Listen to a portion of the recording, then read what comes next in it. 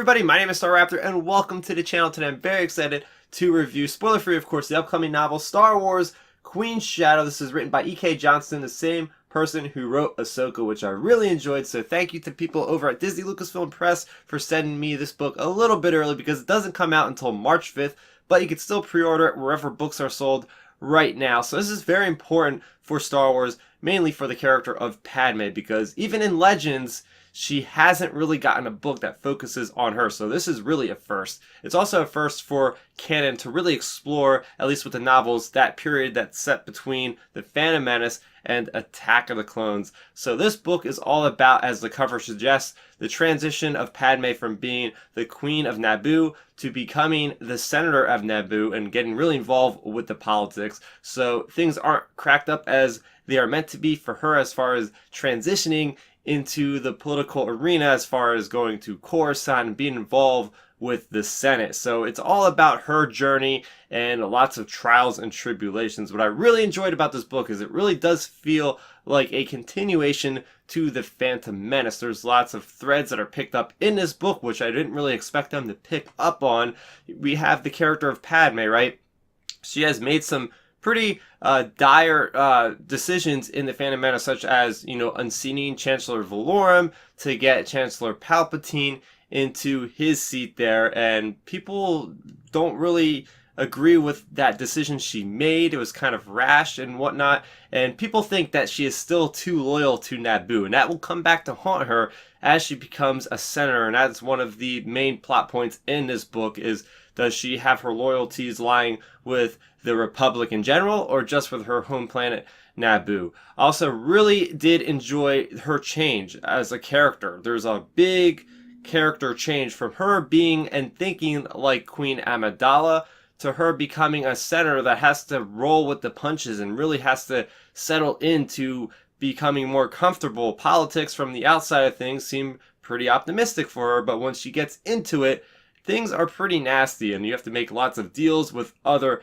characters and whatnot. And that does branch into what I really enjoyed about this novel, because it really does feel like a branching point from The Phantom Menace to Attack of the Clones. There's lots of Clone Wars characters in here, which I really enjoyed seeing.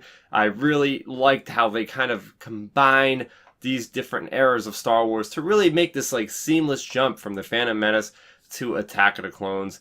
Talking about the handmaidens, I really liked how they kind of were this integral role that I never really actually thought too much about from watching them in The Phantom Menace and watching them in Attack of the Clones. We have the decoy maneuver, of course, which is famous in The Phantom Menace, but we also have the handmaidens as being very important to Padme as far as helping her kind of scope out the competition, helping her not just dress herself, but do things that are very important for her, such as slicing into computers, getting background information on other characters, helping her fill in different spots for different missions. So I really enjoyed that as well.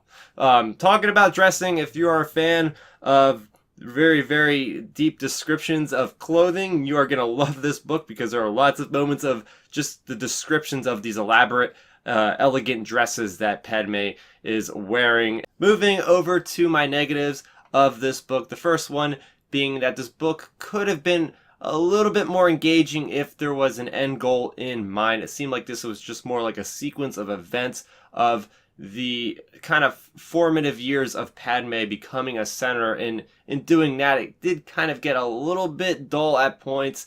I do think that could have been remedied. Also, with another criticism, there wasn't enough action. I think it could have been a little bit better if there was just a couple more action sequences. We know that Padme can deal out damage with blasters. I would have liked to see more of that. With that being said, I'm going to give Star Wars Queen's Shadow a score of a 7.5 out of 10. If you are a fan of Padme, if you are a fan of the prequels in general, I would definitely recommend this book for you. I really do enjoy that we got to expand in this timeline. That 10-year gap between The Phantom Menace and Attack of the Clones hasn't been explored before, so we were able to really get into that political climate, see what's going on in this general area of peace throughout the galaxy. So remember, this book does come out on March 5th, so you can go ahead and, again, pre-order this wherever books are sold. I have a link to Amazon with their ad for the book in the comment section down below. If you guys like this video, I have plenty of other Star Wars content on this channel right now. Actually, I have my review of E.K. Johnston's other Star Wars book, Ahsoka. You can check that out now, as well as my weekly Star Wars content. Make sure you are subscribed so you never miss another video. That is going to do it for me, Star Raptor. Thank you for watching, and may the Force be with you always. Thanks for checking out the video. Please hit that thumbs up symbol. It helps me know that I'm making content that you guys enjoy. And if you enjoyed this video, I also included 2 videos down below you guys should check out. And please consider subscribing to this channel. It helps support me, and it notifies you guys of when I get new videos up on the channel. You can also contact me on Twitter, Facebook, and Instagram at StarRaptor.